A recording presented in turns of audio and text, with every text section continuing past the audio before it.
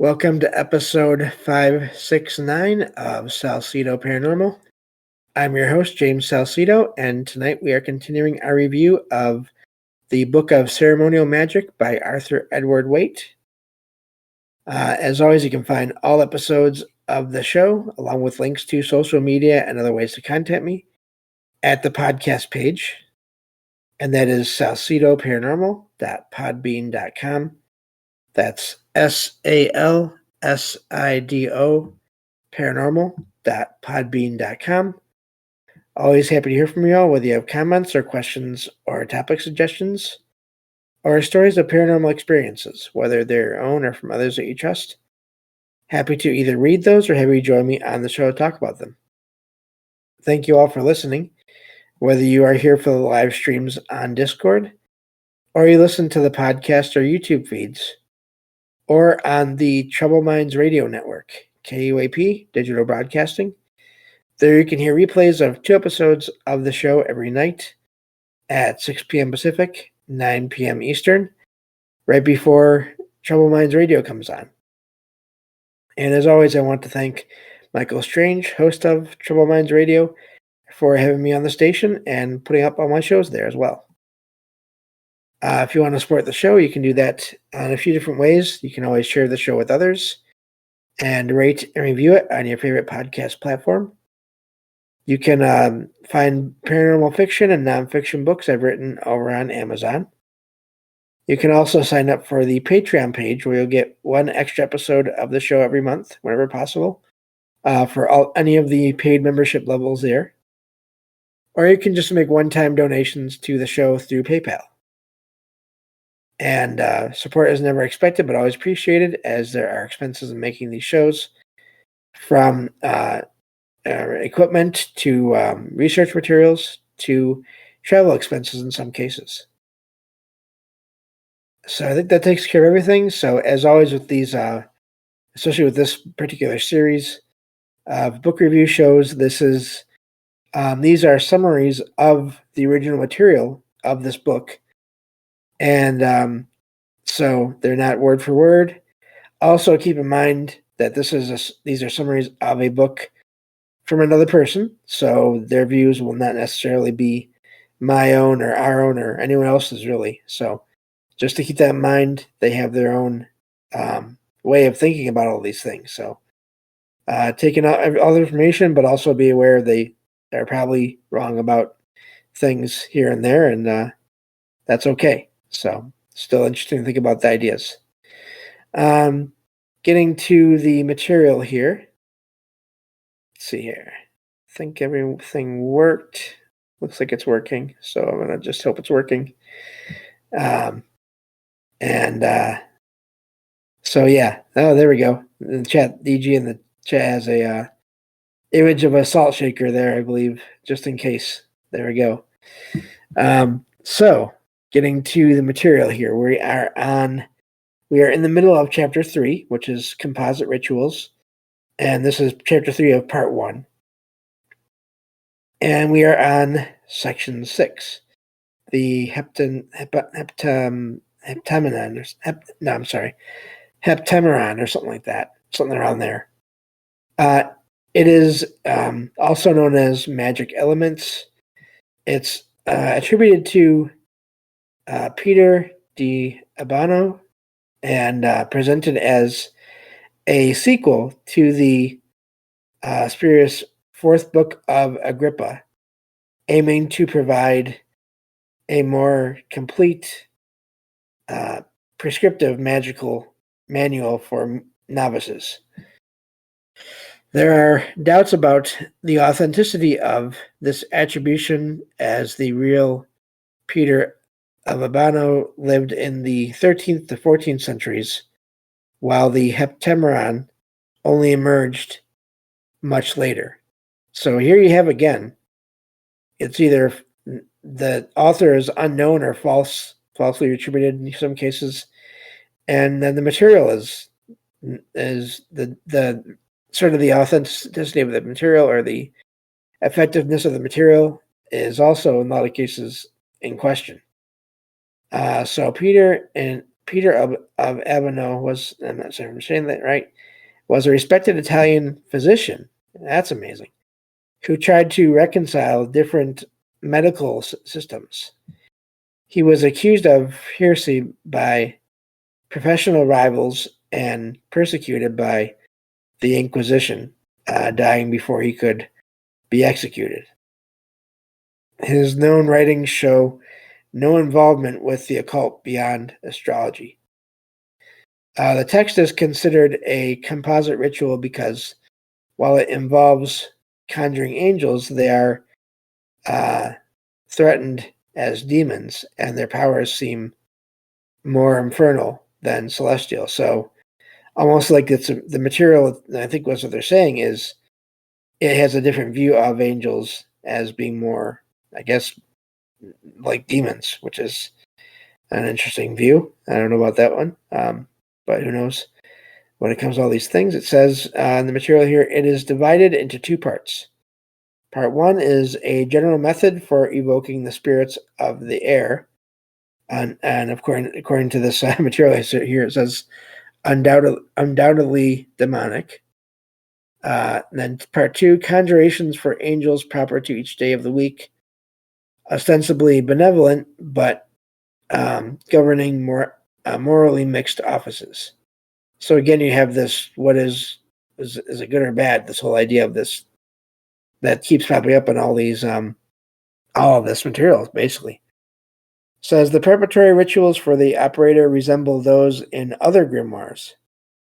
The ceremonial procedures are very elaborate, but not excerpted in this analysis. Waite suggests that the Heptameron dissolves the distinction between white and black magic, as the white component involves objectives associated with black magic in other texts. So you have this blurring or mixing of the things, and as we've seen in other parts of this summary here so far. And that's the end of that section. And let me just check on everything again. But so yeah, and let me see here. Going back to the chat. Mike in the chat has be right back. Have to escort some entities out of the house. Go get them, Mike. And Derek in the chat says, so he's basically saying, are we sure about angels? That's sort of a inside joke. A good friend of the show has a similar view of, are we sure about the Force from Star Wars? So that's sort of where that comes from. So love that, Derek. That's hilarious, but also true in a way. Let's see here. Going back to the material here, we are now on section 7, the sacred magic of Bramelin, the mage. I'm not sure if I'm saying that right again. And this was translated into English in 1898 from a French manuscript held in the Arsenal Library in Paris, dated to the early 18th century.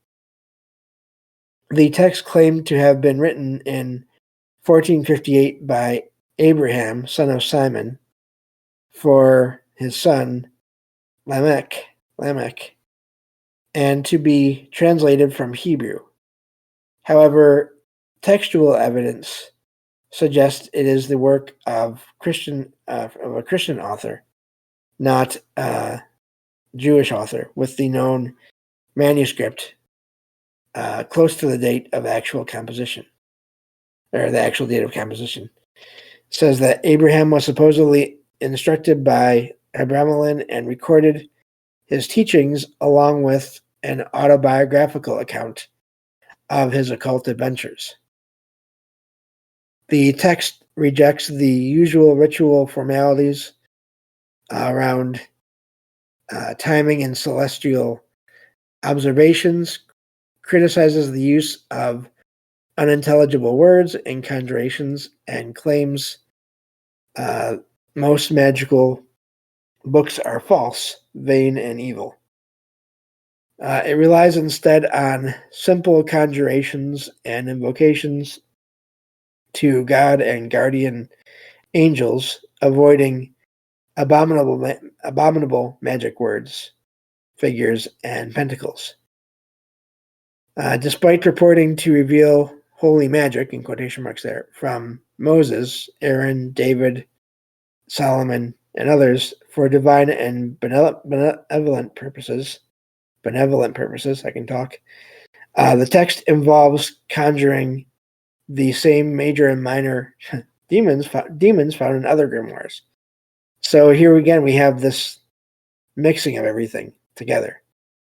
These can be summoned for good or evil purposes, with the aims being the usual occult preoccupations around recovering stolen items, finding treasure, stirring up hatred, which is always never good, casting spells, and other exploits, and even necromancy, basically communicating or bringing back the dead, I believe. The author, so that's Charles Waite, not Charles, I was mixing up Charles Fort. Arthur Edward Waite is skeptical of the text's claimed importance and benefit to occult students, leaving that for the English translator to assert. So that's the end of that section in that chapter. I think I had Charles Fort in my mind because he sort of does that same thing. We have no idea what is what. So yeah, that's funny. DG in the chat says, yeah, magic is just gray, no good or evil. That seems like that's what is just sort of being said in so many words. Yeah. At least it can be, or it usually is, and it just depends on the person, I guess, and their intentions. But yeah. So let's see here. All right, yeah, we're still doing good on time. But isn't that's yeah, that's funny. It's funny just because I was talking with messaging with Derek earlier tonight, and going back to another Star Wars reference here, we were sort of talking about the whole idea of gray Jedi from that whole mythos, and how they're somewhere in the middle. So that was not planned, but that's funny how this sort of connected. So yeah, that was a neat chapter, and it was a good long one. That first chapter, first couple chapters were pretty short, but then we're getting into some longer ones. But let's see here. So moving on to chapter 4, and the title of this chapter is "The Rituals of Black Magic." Section 1, the Grimorium Verum. So this is, of course, a summary again. The text discusses 4 French grimoires of explicit black magic. 1, the Grimorium Verum from 1517. 2, True Black Magic from 1750. 3, the Grand Grimoire, no date, so I guess there's no clear date on when that came out. And 4, the Constitution of Pope Honorius the Great, and that has 2 dates here, 1629, 1670. So the dates given for the Grimorium Verum and Grand Grimoire are fraudulent. So it's basically saying that the dates that are, as it says, that are given for when these came out are not accurate, apparently. They actually originated in the mid-18th century. The Honorius Grimoire appeared in 1629 or later. The Grimorium Verum claims to be translated from the Hebrew by a Dominican Jesuit named Plangier. I'm not sure if I'm saying that right. Plaingiere, and published by Alibek the Egyptian, in quotation marks there, It's partly based on the Key of Solomon. The entities involved are referred to.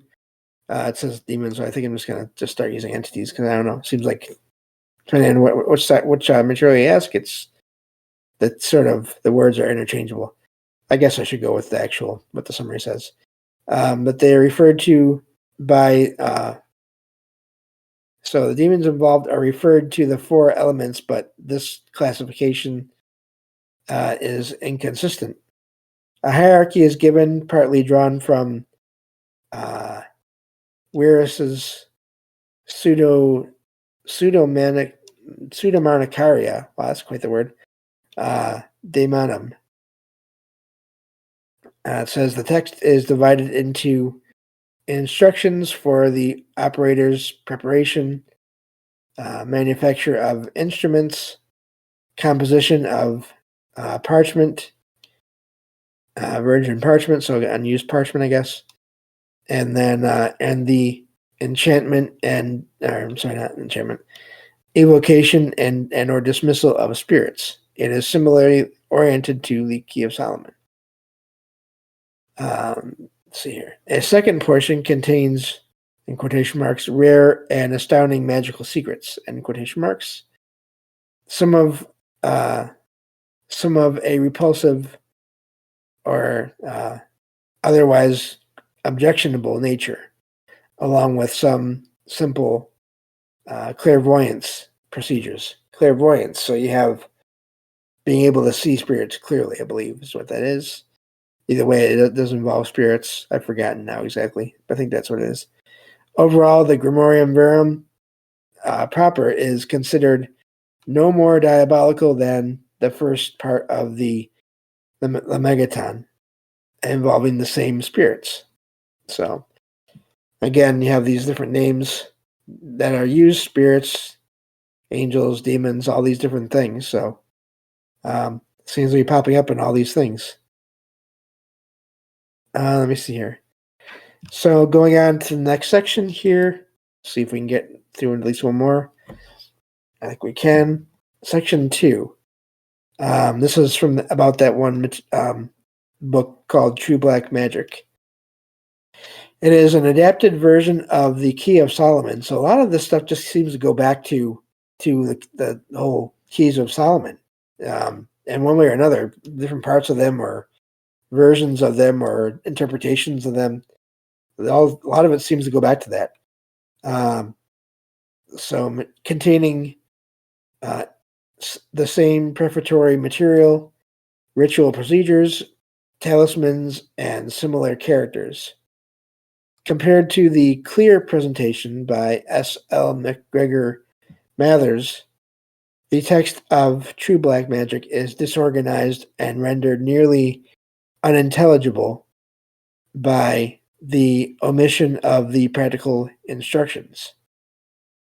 The specifically diabolical content consists of a chapter on works of hatred, of course, and destruction, which the author argues should be considered an authentic part of the original Key of Solomon text. So that's odd, huh?